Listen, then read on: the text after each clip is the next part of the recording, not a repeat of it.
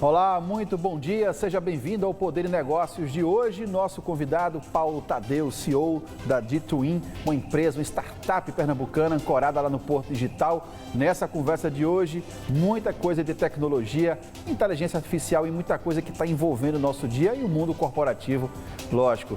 Paulo, muito obrigado por aceitar esse convite, muito bom dia. Bom dia. Me explica um pouquinho essa história aí da D2In, né? Esse nome aí, mais de 15 anos, ancorada no Porto Digital, né? Como startup pernambucana. Conta um pouquinho da história aí de vocês. Nós somos um grupo que trabalha juntos há 20 anos. A gente costuma dizer que a gente mexe com IA desde a época que era uma curiosidade, né? Quase feira de ciência. Ia nos clientes, todo mundo achava lindo e ninguém comprava porque não acreditava que funcionava. Hoje virou a bolacha premiada do pacote, né? Então a D2In é o terceiro empreendimento desse grupo. E o D2In é um acrônimo, uma abreviatura de Digital Twin, gêmeo digital, que é um dos segmentos que a inteligência artificial tem. Hoje vocês estão nessa área de hiperautomação, né, inteligência de dados. Vocês trabalham com a questão corporativa, já são mais de 20 produtos desenvolvidos pela D2In, né? Isso já registrado. Isso. Que tipo de soluções vocês encontram para essas empresas? Tá. A gente, como eu falei, sempre trabalhou com inteligência artificial e processo. Então a gente trabalha em duas vertentes. Gêmeo digital de processo de negócio, gêmeo digital em processos industriais. Em gêmeo digital de processo de negócio, que nós temos a maioria das patentes, são todos registros, e a gente trabalha eliminando literalmente headcount, que seria a utilização de mão de obra humana, em várias etapas do processo, seja na parte de cadastro, análise contratual, análise de lastro, na área financeira. Em processos industriais, a gente trabalha com gêmeo digital em cima de utilidades, né? Gás, energia. E o que é que o gêmeo digital faz nesse caso? Entende os dados históricos. A partir dos dados históricos, ele entende as possibilidades de alguma anomalia e se antecipa em tempo real a isso, ajustando os vários equipamentos da fábrica para trabalhar num ponto ótimo de operação.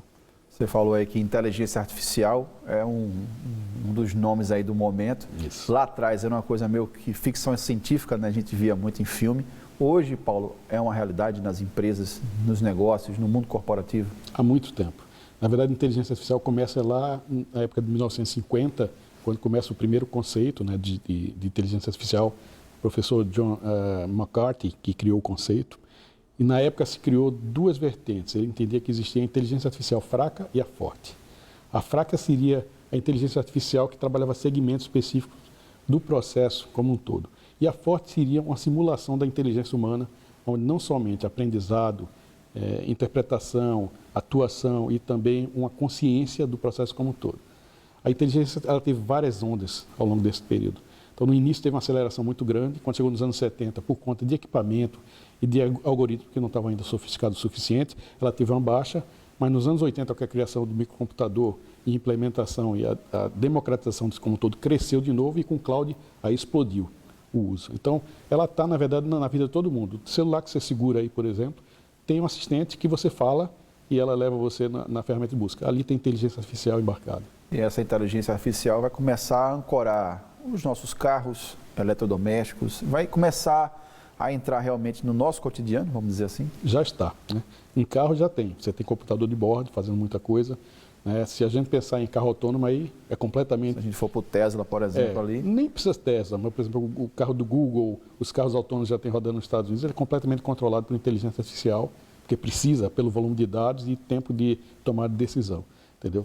Mas a gente está falando aí do limite do que é hoje em dia a tecnologia. Mas no dia a dia da gente já tem. Quem tem em casa assistente, um Alexa, isso aí já tem inteligência bastante desenvolvida e lá embarcada. No próprio celular, como eu falei, quem usa o seu navegador no carro usa de alguma forma também inteligência artificial. Está no dia a dia. Operações médicas, operação robótica, mercado financeiro usa demais. Então, como ela vai permeando e vai entrando... Às vezes a gente nem vê, né? Não percebe, mas já está presente, e muito presente. A D2In, ela trabalha com essas soluções, né, nesse mercado, mas muita gente fala assim, a inteligência artificial chegou para tomar o meu emprego. Certo. Né? E isso preocupa muito quem está em casa, né?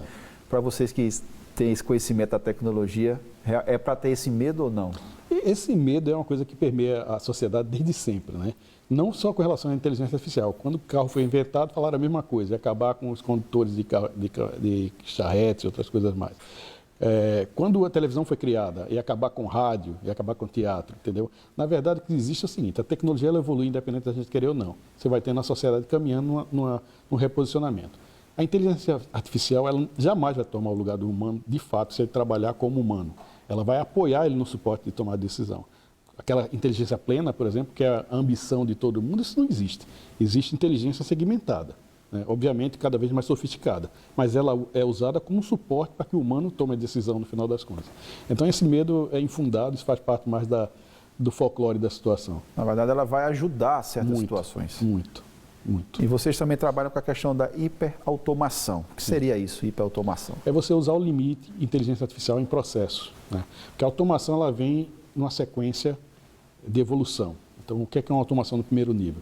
É você ter uma sequência de fatos ou de ações dentro de um processo empresarial, por exemplo, onde eles são alavancados de alguma forma por atuação humana.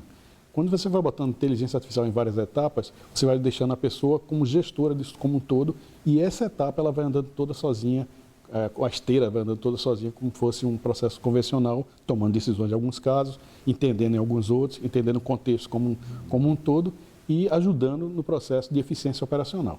Então, ela vai, de alguma forma, trabalhando todo do processo empresarial. Porque até em casa, algumas pessoas já viram até aqueles mercados do Amazon, né, e de outras empresas, onde você entra, não digita nada, ele reconhece facilmente, você pega um produto. Seria chegar nesse ponto aí, no nosso dia a dia? Sim. Acho que na China isso aí já é realidade. A Amazon ela traz para o Ocidente um pouquinho disso aí, faz parte disso aí. Então, a inteligência veio para suportar de alguma forma, né?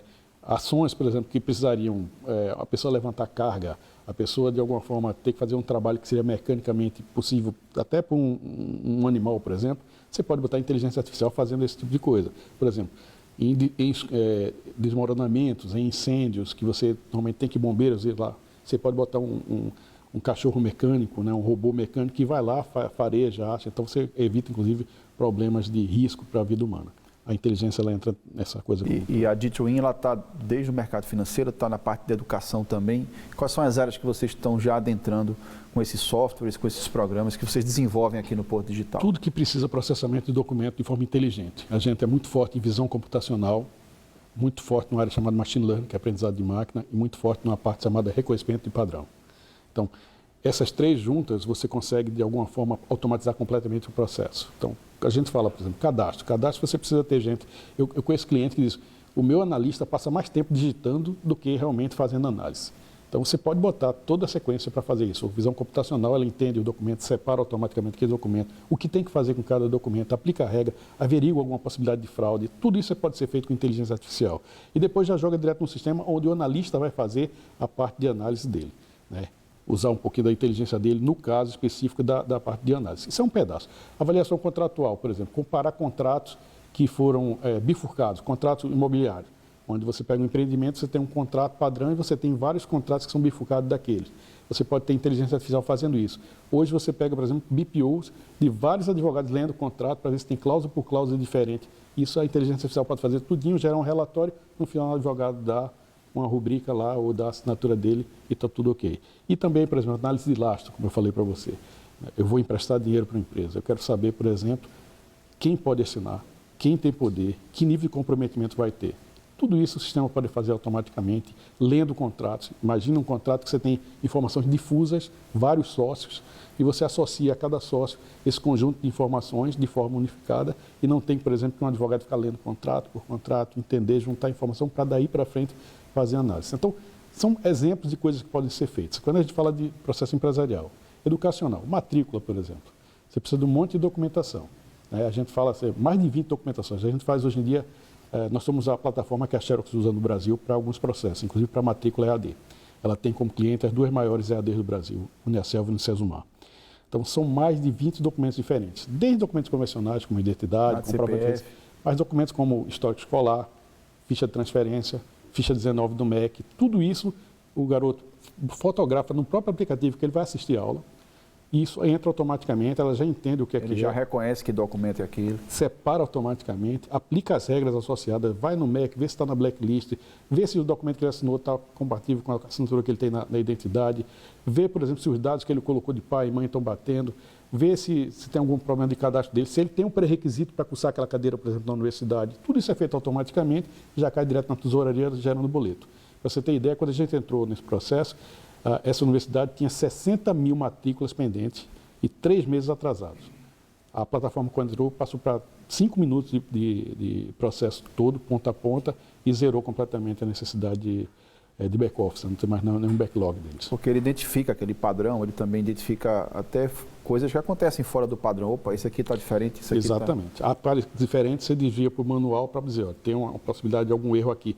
Tem, às vezes, erros que o próprio sistema pode interpretar. Por exemplo, a pessoa colocou um documento de solteiro e casou e mudou o nome, uma mulher, por exemplo. E isso o sistema pode automaticamente já ver, olhar a certidão de nascimento, olhar a certidão de casamento. Ele já diz, alguma coisa não está batendo aqui, né? Então, mas ela não só sinaliza, como ela pode também tomar decisão, dizendo, tem a certidão do casamento e existe artificial, ela já pode ajudar nisso tudo, entendeu? Porque evitar, por exemplo, de parar um processo de matrícula numa situação como essa, onde perfeitamente, se a documentação está lá, é possível encaminhar o processo como um todo. E num processo desse tamanho, por exemplo, você teria, eu não falo nem a quantidade de pessoas, mas uma demora muito maior para concluir tudo isso, se fosse feito manualmente. Sem dúvida. E o grande problema do processo é quando ele entra errado. Porque você lá dentro tem um monte de gente trabalhando e essas pessoas vão estar esperando alguma coisa e a pessoa que está do outro lado sendo matriculada, aguardando também, até que ele liberasse essa informação e voltasse. O sistema pode automaticamente já avisar a pessoa o que tem ele dá um alerta ali, né? Alerta, só, está faltando do documento, tem um erro aqui, já ajusta isso aqui. E quando cai na esteira de finalização, nas pessoas que vão fazer somente a cobrança de boleto, o próprio avaliar, ou de alguma forma orientar como é a finalização, já está tudo resolvido, não tem nada a ficar parado em algum momento. Muita gente fala que a gente vive a era da obesidade, da informação. Né? O ser humano recebe hoje uma quantidade de dados e, ao mesmo tempo, produz também uma quantidade de dados. E muitas vezes, né, Paulo, as empresas não sabem o que fazer com esses dados. Né? Isso é muito comum no mercado corporativo. Né? O que fazer com essa quantidade de dados e identificar até, vamos dizer assim, oportunidades, né, desses dados. Sempre. Porque, na verdade, a informação sempre existiu. O que aconteceu é que houve uma mudança de informação para transformação em dado dessa informação. Então, quando você tem informação, você tem poder. Certo? Se você está transformando em dados, usar a ferramenta adequada para que esses dados gerem para você a informação estratégica de alguma forma avaliar. Quando é muito volume de dados, aí precisa de inteligência artificial. Porque aí é humanamente impossível conseguir catalogar isso numa velocidade muito grande e processar dados em tempo real. A inteligência te ajuda em, de alguma forma, segmentar, concluir, né, consolidar aqueles dados e já passar para você o resuminho. Se é isso aqui, dá uma olhada e toma a decisão. Você está encurtando ali o processo, tornando mais rápido, né? Vamos Além dizer de consolidar, que é muito importante, porque o humano, a gente fez muita tecnologia de back-office bancário, na época que existia cheque, que migrou para a imagem. Trabalhamos todos eles, praticamente. E uma das coisas que chamava a atenção, a gente entrava, tinha aqueles BPOs, 2.000 pessoas só olhando o cheque, os campos, se estava tudo ok e tal, passa, para poder fazer a compensação naquela janela que precisa fazer a compensação. Naquele tempo que o cheque precisava ser compensado. Que era de 4 horas até meia-noite, né? Porque no outro dia, zerava, já era outro dia e não podia fazer a compensação fora daquele tempo. E quando você bota tecnologia, você consegue avaliar, por exemplo, um cheque, 90 características diferentes. O humano olha 5 no máximo, porque não tem tempo de olhar, entendeu? Então, quando você tem volume de dados de verdade, é humanamente impossível tomar decisão no tempo, porque ele vai chegando mais dados e aí você vai só aumentando o problema. Termina você tomando estatisticamente baseado em algumas coisas. E eu vi que lá na D2In você também fala muito da credibilidade, né? E a gente já fala muito dessa questão da LGPD, da Lei Geral de Proteção de Dados. É muito importante também atuar nessa forma mais vinculada com essa questão da credibilidade? Sempre. A gente mexe com dados, né? Então, nós nunca ficamos, por exemplo, com nada armazenado, né? E nossos clientes que armazenam, de alguma forma, sempre têm autorização do cliente final dele, e o cliente final dele tem também a possibilidade de mudar o dado, ou alterar o dado, ou tirar o dado a qualquer momento. Então, esse alinhamento que é legal, isso existe o tempo todo. E é importante as empresas seguirem isso hoje em dia. Tem que seguir. Já tem gente sendo processada aí, pagando caro, né? Porque o dado Porque a LGPD já vem desde 2018, mas muitas empresas não se adequaram, né? Vamos dizer assim. Se a gente olhar para fora do país, já tinha lei europeia, já tinha lei norte-americana, na verdade aqui é um reflexo, né? Como a gente está todo mundo hoje em dia conectado globalmente, termina sendo um reflexo do todo e respeitar o indivíduo no todo, né? No que ele é, nos dados que ele tem, é dele, propriedade dele. Se ele liberar, ele está liberando, autorizando. Se não... E para quem está em casa, é importante tomar conta dos seus próprios dados? Ah, sim. Sim. Eu fico muito preocupado muitas vezes que eu vejo esse grau de exposição em mídias sociais, né? Eu já venho analisando muita coisa ao longo dos tempos e as pessoas às vezes colocam todas as suas rotinas, tudo que faz no dia a dia. Ok, faz parte do momento que a gente está vivendo, mas você está se expondo de alguma forma, né? Como um todo. Então tem que tomar cuidado sim, sempre. Que às vezes tem muitos aplicativos, né? Isso para quem está em casa até ser mais um pouco didático. é aquele programinha que pede para você fazer alguma coisa, mas ele vai ter acesso aos seus dados, né? Quando você libera, é importante ter muito cuidado, assim, não ir muito naquela onda de rede social, porque ali por trás o que as empresas querem também é a utilização desses dados. Não, sim, tem programa malicioso, tem um monte de coisa. Tem que lembrar que a sociedade vai se sofisticando. Se no primeiro momento o acesso à informação era de um pessoal que tinha um nível de instrução mais alto, hoje está chegando. Então tem golpista de toda forma. E tem golpista inteligente também preparado, né? Então tem que cuidar com esse tipo de informação ou essa liberação de informação e esse tipo de exposição. Sempre vai ser problemático. O dado é dela, mas se ele liberar ou de alguma forma permitir o acesso, não tem controle. E voltando um pouquinho ao assunto da inteligência artificial, que está presente nesses dados, Sim. Qual é o limite, né? Até onde vai essa inteligência aí? Onde é que está essa perspectiva, né? Vocês que estão no ramo de tecnologia, até onde pode chegar? Porque a gente vê hoje que até vídeo eles estão fazendo, até a voz ali, criando dados também. Tem um limite ou não dessa inteligência artificial? Então, eu acho que assim, tem ondas, né? Você tem ondas de processo nisso como um todo. A inteligência, ela se volta na direção de ajudar o homem da melhor forma, né? Vídeo ou texto ou alguma forma baseada em generação, onde você fala um processo conclusivo associado à informação e gera um texto, um extrato daquele texto, isso tudo está acontecendo nesse momento. Mas o problema é o seguinte, a partir disso aqui, o que é que a gente faz como útil para a sociedade, o que é que isso pode bifurcar? Com certeza a evolução vai acontecer, né? À medida que a tecnologia de hardware vai evoluindo, à medida que os algoritmos vão ficando mais sofisticados e que a tecnologia permita que algoritmos sofisticados sejam processados de forma mais rápida, isso vai de alguma forma evoluindo, tá? Agora o limite, eu acho que o limite está associado a alguns aspectos, né? O elemento humano ele tem criatividade, né? A inteligência ela vai até o limite do que você manda ela fazer, né? Eu não acredito no processo dela tomar decisão própria, porque na verdade ela tem que ser treinada. Mas se você treinar baseado na informação que ela tem, que ela detém, tomar decisão, ela pode acontecer. A tecnologia pode ser usada por vários caminhos. Tem a parte da emoção também, né? Emoção. Tem que lembrar como é que o ser humano aprende. Você aprende de várias formas, porque alguém lhe ensinou, você aprende porque você teve alguma experiência, né? Os 5 sentidos são experiências próprias. E associado isso à sua carga genética. Você reage de um jeito a frio, eu reajo de outra forma. Frio para você é uma coisa, frio para mim é outra. Isso é uma experiência própria e é uma forma de aprender também. Então, você chegar nesse limite com inteligência artificial, eu acho que é um pouco fantasioso imaginar. Por isso que não vai nunca chegar no elemento humano. Também de ser criativo. Criativo é o inusitado. Se você tem... O que é que a inteligência hoje faz? Um volume absurdo de dados e um volume absurdo de modelos que ela consegue rapidamente unificar e entender qual seria o melhor daqueles ali usar. Mas isso é passado, né? O criativo é aquele inusitado, né? Um jogador de futebol faz jogada que ninguém pensou, ele fez na hora. Isso não está no passado, está naquele momento. Então, isso vai estar sempre atrelado ao ser humano e é difícil que a inteligência consiga chegar nesse ponto. Porque vocês também atuam no Learn Machine, né? Vocês colocam a máquina para ela aprender por ela mesma, né? Sim. Com erros, com acertos. Isso faz parte também da inteligência artificial. Com certeza, é uma das tecnologias que a gente usa. Mas o que é que ela aprende? Ela pega um monte de exemplos humanos, né? Coisas que aconteceram e o que aconteceu daquelas coisas, e você vai treinando. Só essa situação pode gerar isso, essa situação pode gerar isso. Essa situação é parecida com essa situação é parecida com essa. Você vai treinando a máquina para ela poder entender. Estamos falando de passado. Coisa que nunca foi treinada, ela não pode tomar decisão. Porque na prática o cliente chega para você e diz, Paulo, eu tenho essa problemática aqui, eu preciso de uma solução. Sim. Então vocês vão achar aí um software, um programa ou uma máquina, vamos dizer assim, que vai curtar, né? Vamos dizer assim. Ou desenvolver, né? Você vai desenvolver alguma solução que a partir da base de informação que ele tem, que é muito importante, não existe inteligência artificial sem volume de dados. Tem um cientista chinês, na verdade um escritor chinês chamado Kai-Fu Lee, que foi do Google e tal, que ele escreveu um livro bastante interessante para quem quer entender um pouquinho mais do tema, chamado AI Superpowers. E ele fala por que a China é uma potência em inteligência artificial, por uma razão muito forte. Não só o desenvolvimento tecnológico, mas a massa de dados que tem. A população de 2 bilhões de pessoas treinando e testando o tempo todo. Então, sem dados, e dados é passado, né, ou presente, você não vai conseguir ter uma inteligência de qualidade. Mas o futuro, ou seja, a coisa que nunca ninguém pensou em ser feita, aí não tem como, a inteligência não vai fazer. Tem que partir dessa, vamos dizer assim, do X da questão, que é a criatividade humana, da emoção, né, e da sensibilidade também, né? Acho que também. A máquina, para ela gerar essa sensibilidade, é quase que impossível. Eu não vou dizer impossível, mas muito difícil. Com certeza, muito do que é feito na vida é feito baseado em experiências pregressas. Então, ela vai resolver muita coisa, mas jamais tudo.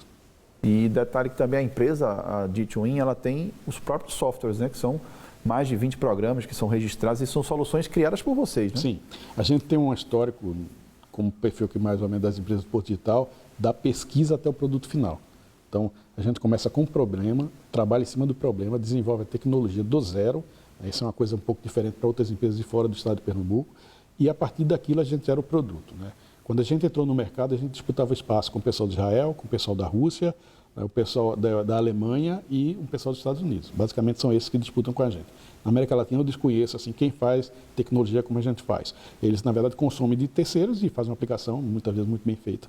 Tá? Mas é tecnologia de terceiros. Mas fazer do zero, aqui, normalmente, aqui o pessoal de Pernambuco que fez e a gente trabalhou nesse grupo. E mesmo estando aqui, vocês estão concorrendo com quem está lá fora, né? Sempre é. Quando a gente entrou no sistema bancário, todos os nossos concorrentes eram de fora, todos.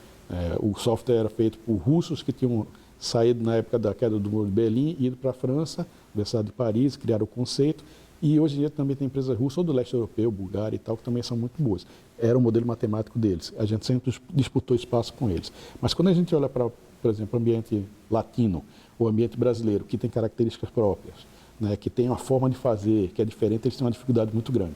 A gente chegou a ganhar, por exemplo, da Febraban, uma licitação internacional, porque para os gringos, né, era impossível processar cheque, no caso, com papel reciclado. E a gente mostrava que a gente conseguia processar com mais de 97% de certeza, porque era um problema nosso. Então a gente nasceu dentro desse problema, a gente desenvolveu tecnologia dentro do ambiente latino. Paulo, vamos para um breve intervalo e você que está em casa, fica aí, porque tem muito mais conversa sobre tecnologia, inteligência artificial e no próximo bloco, mercado de trabalho. A gente volta em instantes. Até já!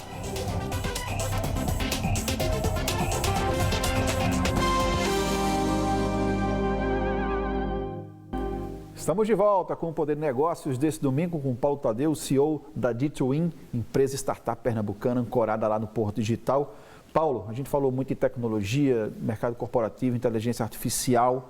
Vamos falar agora de mercado de trabalho, mercado corporativo. Qual a importância da D2In estar lá no Porto Digital, aqui no Recife? Primeiro, ela é nativa do Porto Digital, né? Todos nós somos egressos de alguma forma da Federal de Pernambuco, né? Eu fui em engenharia, o pessoal, a maioria foi de centro de informática, e a gente conhece do início, né?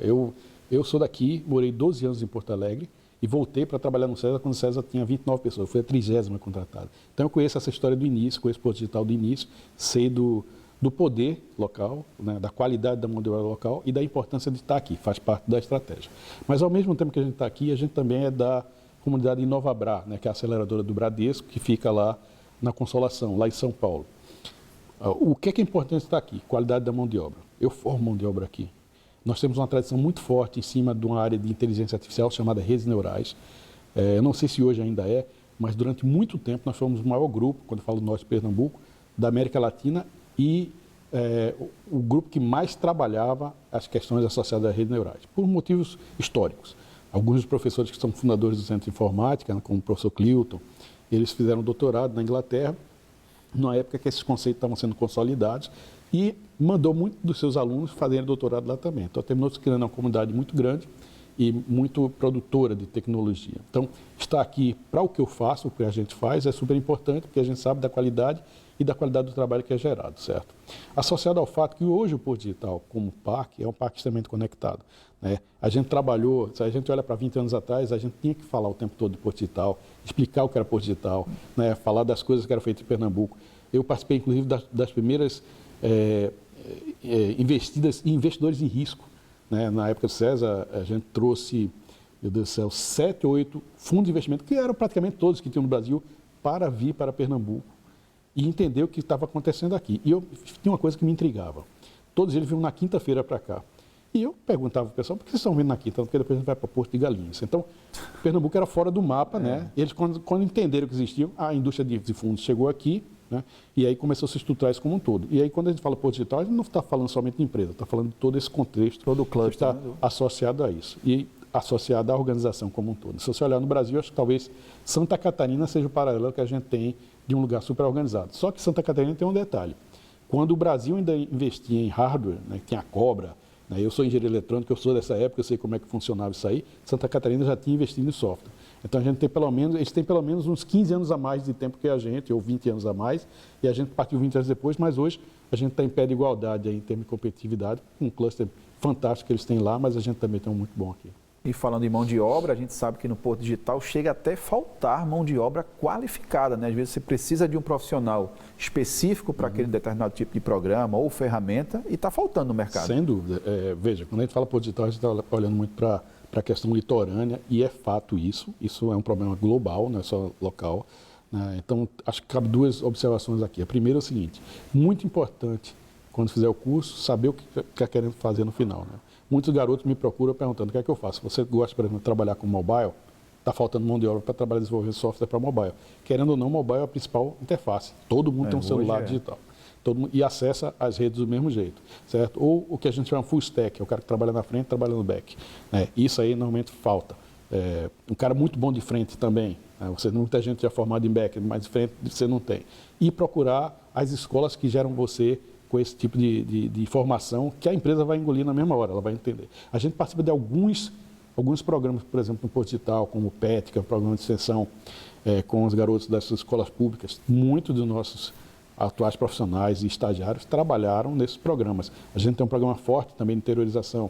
Muitos garotos que estão testando redes neurais em alguns dos nossos projetos estão na região do Sertão. Salgueiro, Caruaru, Petrolina. A gente tem, acho que um time de 15 a 20 garotos conectados, que ainda estão, alguns finalizando aí a parte da escola técnica, outros já na vida universitária iniciando, e estão entrando no mundo de IA a partir de processo de entender como funciona, treinando modelos, ou seja, é um passo para frente. Então, eu acho que tem dois aspectos aí. A gente fala de sempre Porto Digital preocupado com o que está acontecendo na região, mas tem muitos talentos que estão acontecendo aqui no sertão, no interior, e que são bem interessantes e que tem demanda para isso também. Porque sempre fez parte dessas empresas ancoradas lá no Porto, essa questão social, né, de formar a mão de obra, né? Sim. A preocupação é muito do que a gente está vendo em torno, né? Então, a gente olhava para Pilar, que vai ter um trabalho agora novo de formação do pessoal do Pilar, lançado recentemente no Porto Digital, muito importante também. Mas é muito importante para Pernambuco como toda a interiorização. Chegar, e aí o presidente Softex, Ives, ele tem feito um trabalho fenomenal, montou já um núcleo em Caruaru, depois montou em Petrolina, ou seja, levando o Porto Digital até lá. O Porto não é só litoral. Ele fica muito preso aqui ao litoral, né? E os talentos estão espalhados, né? Às vezes nos deixa, dá uma dor realmente. Você vê um garoto brilhante que depois, por falta de opção, sei lá no sertão, ele vai trabalhar na loja do pai. Mas o menino de uma competência absoluta. Pra você ter ideia, acho que aqui na Estadual de Pernambuco, a maioria dos alunos de mestrado foram formados em Caruaru ou na região, porque Caruaru é um polo ali da região, né? Então, o garoto de Gravatá, às vezes os que vão de Salgueiro, então, eles vão estudar lá na UPL e terminam depois fazendo seu mestrado aqui. Então, tem muito talento aqui para o lado do interior e que às vezes a gente não enxerga, né? Que a gente fica tão preocupado aqui com o problema da capital, mas existem lá e tem que ser descobertos. É porque tem soluções de tecnologia que você tem que buscar para a região. Então, você tem um polo de confecções, tem um polo do Araripe, tem o polo da fruticultura em Petrolina. Cada micro-região vai ter a sua problemática e você tem que desenvolver, né? Sem dúvida. Tem um estagiário nosso, inclusive, que está fazendo um trabalho social com quilombolas, né?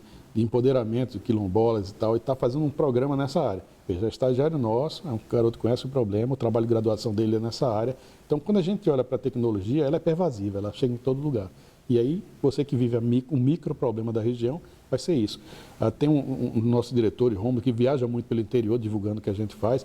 Ele fala, é fantástico, eu chego num lugar assim, como verdejante, e a preocupação do cara era fazer um sistema de conexão, de loja virtual, de marketplace, para venda de carne de bode, porque a carne de bode ela não está no supermercado, então do produtor ao pessoal que consome. Tem que conectar esse pessoal. Pois é, isso é a né? realidade deles. E tecnologia só faz sentido se for para isso, para resolver o problema que você tem, como realmente uma ferramenta que pode lhe ajudar na melhoria do todo. Mas a gente pode dizer hoje que a IA é um mercado promissor, a inteligência artificial, para quem apostar, é um mercado promissor. Com certeza. Ela é, por exemplo, o que foi a internet quando começou. Todo mundo fala, não, a internet tem que estar na internet. Nos anos 90. Se a gente olhar de 5 tecnologias disruptivas, inteligência artificial está entre uma delas. Ou seja, daqui para frente é muito desenvolvimento e muito mercado a ser trabalhado. Então, IA, desde o princípio mais simples de IA até as coisas mais complexas, tem oportunidade de emprego para todo lado.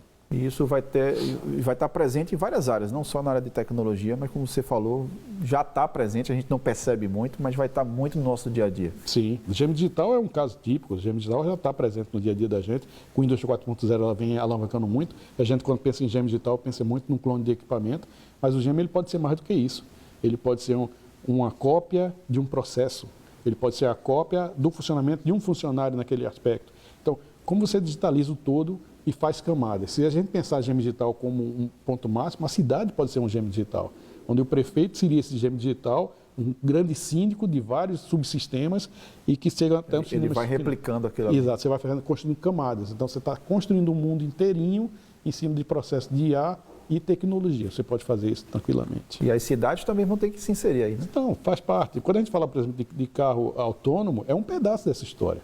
Você está entendendo? Carro autônomo é um pedaço. Então, imagina que eu posso ter uma solução do tipo que eu chego no aeroporto, o meu aplicativo eu já pedi, chegou o carro é autônomo, vai me levar para um prédio, a reserva já foi feita automaticamente, eu tenho um check-in com o QR Code, entro lá, né? Vou direto para o meu apartamento, onde eu consigo configurar tudo, de ar-condicionado até o pedido de comida que eu quero, tudo por aplicativo.